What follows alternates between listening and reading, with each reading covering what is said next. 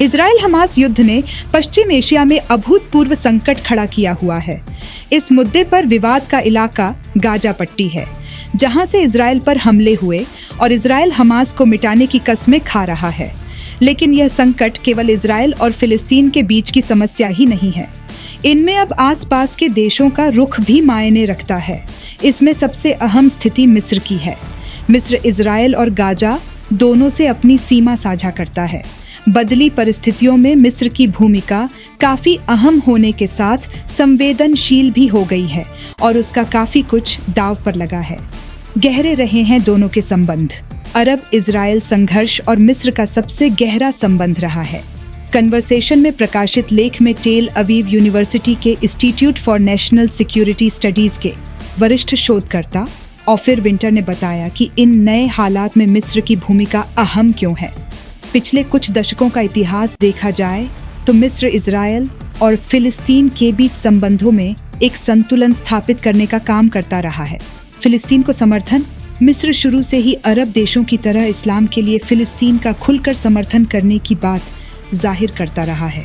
अरब Israel युद्धों में वह अरबों की ओर से अहम पक्ष रहा था। भौगोलिक तौर पर गाजा के पास होने की वजह से वहां कुछ भी होने पर उस पर सीधा असर होगा।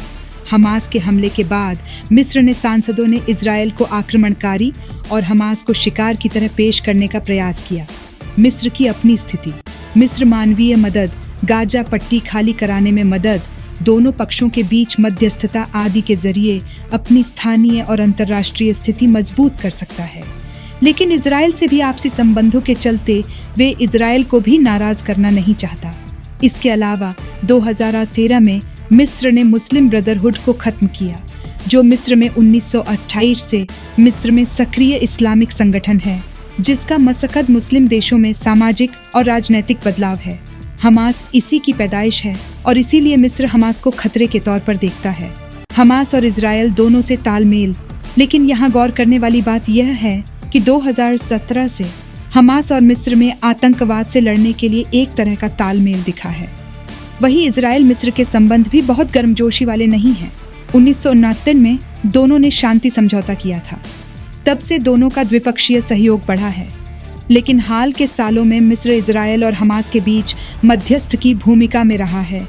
फिर मिस्र इजराइल के खिलाफ सैन्य कार्यवाही में नहीं उलझेगा और न ही गाजा से लोगों को मिस्र में प्रवेश मिलेगा।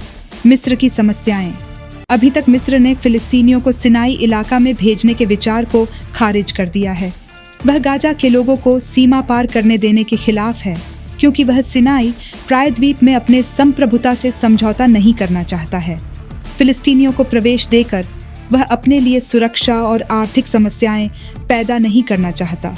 एक नुकसान यह भी, गाजा से आए शरणार्थी हमास के कट्टरपंथी संगठनों का हिस्सा हो सकते हैं, जो उसके क्षेत्र में अस्थिरता पैदा कर देंगे। हमास को नुकसान होने से गाजा में अस्थिरता गाजा पट्टी में हथियारों की तस्करी को बढ़ावा देगी। वहीं सिनाई प्रायद्वीप से इजराइल पर भी हमला हो सकता है, जो उसके इजराइल से संबंध खराब कर देगा।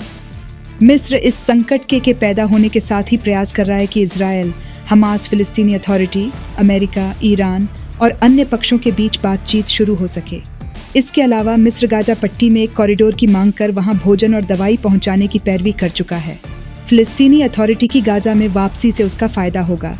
हमास की हार के बाद नई सरकार में मिस्र की अधिक सक्रिय भूमिका हो सकती है।